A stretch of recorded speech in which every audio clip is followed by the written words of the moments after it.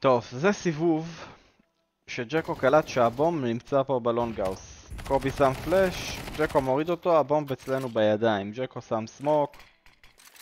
הבומב שלנו, הטרור עכשיו בבעיה, ואנחנו גם מובילים פה 11-4.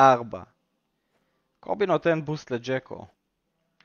ג'קו נמצא על הקופסה, קובי נמצא פה. שאר הקבוצה קולטים שהבומב בלונג, ומתחילים לצמצם ללונג. בזמן שהם חוסמים את הלונג עם סמוק. בואו נראה מה כל השאר עושים. בני מצמצם ללונג. אני כבר הגעתי ללונג. שלושתנו מחזיקים פה את הלונג. בני מחזיק את המאחורה. בומב אצלנו. אנחנו מנצחים. הם פה בחוץ. 2 מהם לפחות בחוץ. השלישי בא מבי כרגע. קובי מחליט לצאת לסמוק.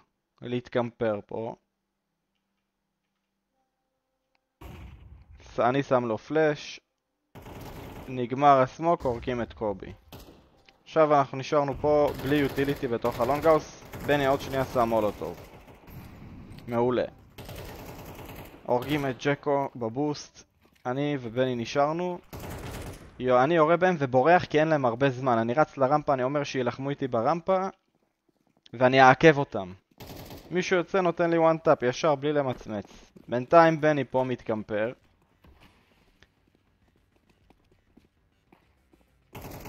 בשנייה האחרונה הוא לא נלחם איתם כי הוא רוצה שהסיבוב ייגמר והם לא יספיקו להטמין.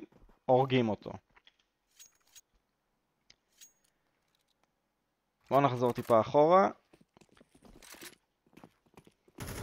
כשבני יתקמפר כאן, בסדר? פה הרגו אותו.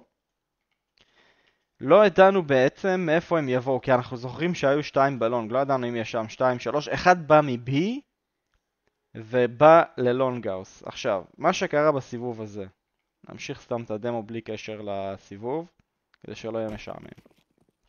מה שקרה בסיבוב הזה זה בעצם, קובי מת פה, ג'קו היה בבוסט, לא היה לו לאן ללכת, מת שם, אני רצתי לרמפה, לפה לפינה, אמרתי אם הם נלחמים איתי, אין להם זמן להגיע ל-A, אבל הורידו אותי בוואן בולט, ובני היה פה, התקמפר כאן, כי הוא אמר, אני לא יודע אם מישהו יבוא מהשוט, לא יודע מה, והתקמפר פה ואמר רק שיגמר להם הזמן ותפסו אותו.